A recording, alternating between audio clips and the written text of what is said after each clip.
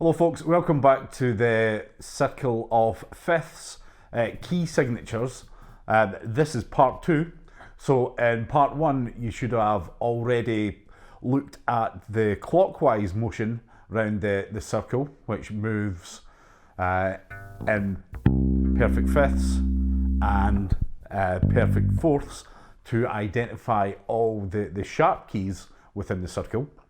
So in this video, we're going to be looking at the anti-clockwise motion. Anti-clockwise, I think it's this way because I'm on a video camera. Yeah, the anti-clockwise motion around the circle, which moves in perfect fourths. Right, so what does that mean? So a perfect fourth, you can think of it as for a simple way to think about it is a measurement of distance. And if we think of the construction of the major scale, which you already know, which goes tone, tone, semitone, right? So this perfect fourth is actually 4 scale degrees away from the last note we played. So if we go from C, D, E, F, we've moved 4 scale degrees, and this interval of 4 scale degrees is also known as a perfect fourth. So from C to F is a perfect fourth. 4 scale degrees from F, F, G, A, B flat is also a perfect fourth.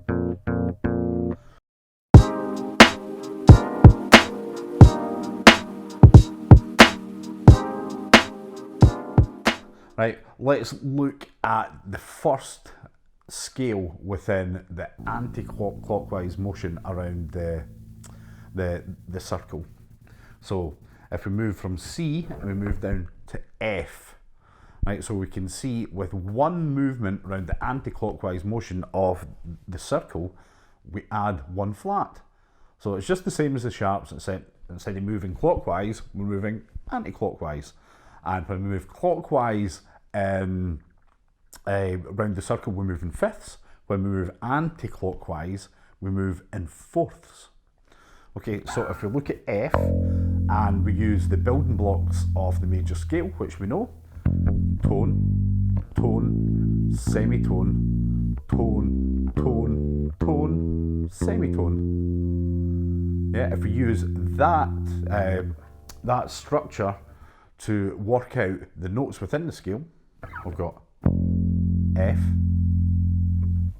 G, A, B flat, C, D, E, and F. So as we've moved one anti-clockwise motion around the circle, we've added 1 flat, and that flat is a B flat.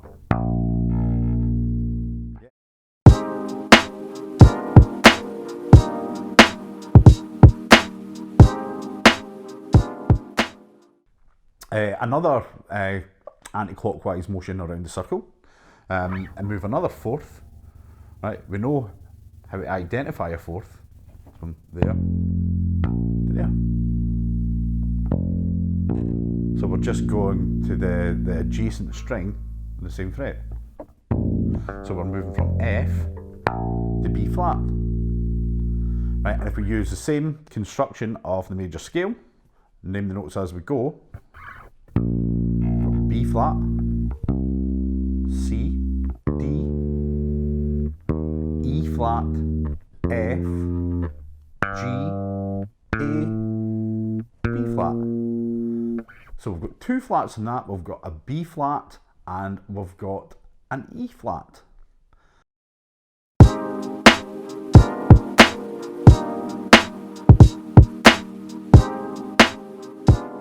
So we've got F, B flat, then move up another fourth, and we've got E flat. Yeah, so we've moved an anti-clockwise movement around the circle, so we add another flat.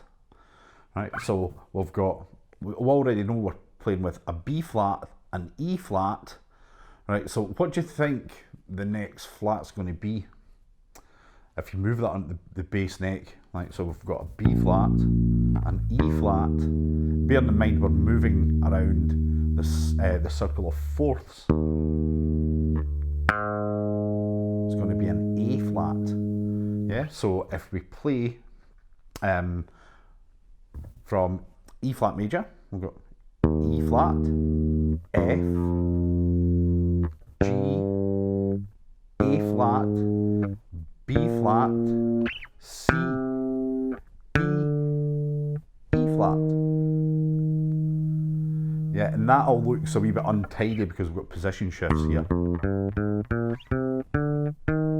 So what do you think another way of playing this scale would be to keep it contained within the one position? Just have a wee think about that. So if we're starting with E flat here, where else is there an E flat in the neck? Here. See how much more enclosed that is, or how contained within that one position is. So you always bear that in mind when you're playing scales, or when you're playing anything. Try to play it with the least amount of movement possible. Yeah, so the less, or the more movement or position shift you have in your playing, the more chance that it has to go wrong. You know, so you want to like make everything as efficient as possible.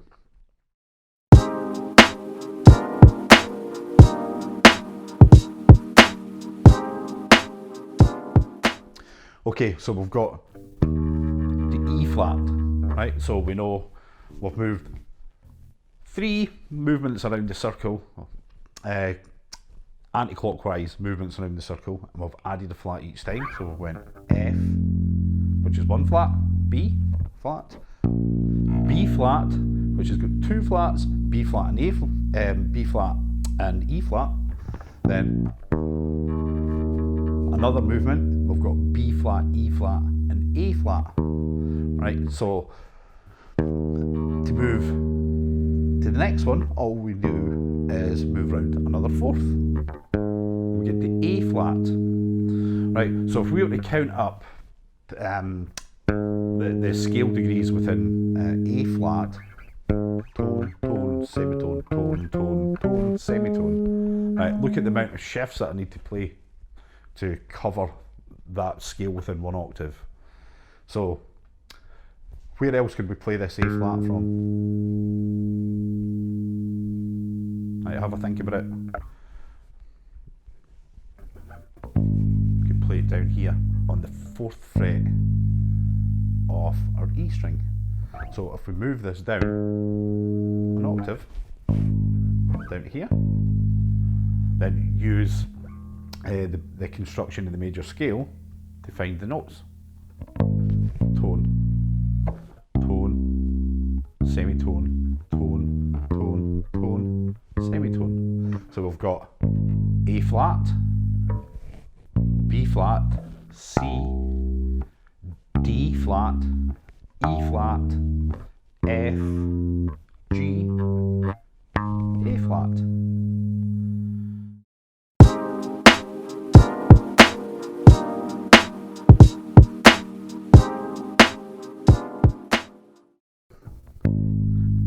The next key signature, moving anti-clockwise around the cycle, we move up a 4th from A flat, and that takes us to D flat.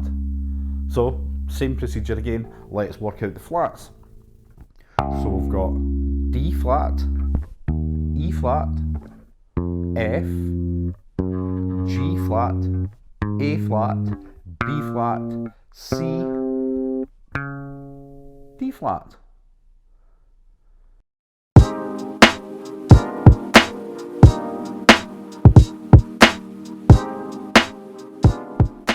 Right, let's move another perfect 4th or 4 scale degrees from D flat, right? So we now have a G flat, right? And if we play the major scale from here, we need to put a shift in. Right, so we've got G flat, A flat, B, C flat, D flat, E flat, F,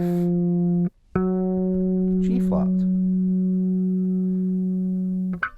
So we could play it from here, which is G flat, or we could play it from here.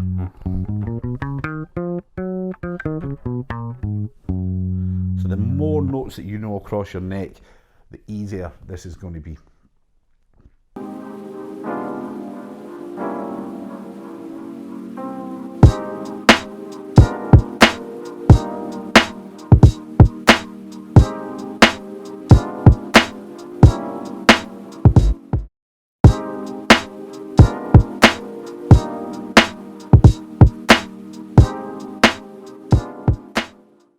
Okay, so let's just recap looking at the major scales as they appear going round anti-clockwise and fourths around the circle. Right, so we start in F, move down, move up a fourth, or round a fourth, round the fourth, round the fourth. Now we've nowhere else to go here, so we'll move that down the octave to keep it contained. Round the fourth, round the fourth, round the fourth. So you put that together, you get F, B flat, E flat, A flat, A flat, D flat, G flat, and C flat. So if you can visualize that pattern across the neck, you're just following the adjacent strings. Right, this very same thing when you're looking at the order of the flats and how the flats come. It's like you don't start in F, you start in B flat. So B flat, E flat, A flat, A flat down the octave, D flat, G flat, and C flat. Then if you see a key signature with let's say it's got 4 flats in it. So you've got a piece of music in front of you, it's got 4 flats in it. How do you work out what key you're playing out of? Right, so first of all, you look at your bass neck. Everything is always going to be related to the bass neck for me, because that's what makes the most sense. Right, so we know we've got 4 flats, so we count round 4 positions. 1, 2, 3, 4. So we're playing out of A flat major. Yeah, we've got 1 flat in the key signature. Right, so we know it starts in F, so we're playing out F major. We've got 3 flats, 1, 2, 3. We're playing out of E flat major. Right, so the opposite is true. We've been told that we're playing out of B flat major. How many flats does that have in it? So you've got a question, B flat major, how many flats does it have in it? Right, how do you work that out? So you know that, right, if we go 1 down here, that's got 1 flat, 2 flats. So B flat major has 2 flats in it. E flat has 3 flats. A flat, 4 flats.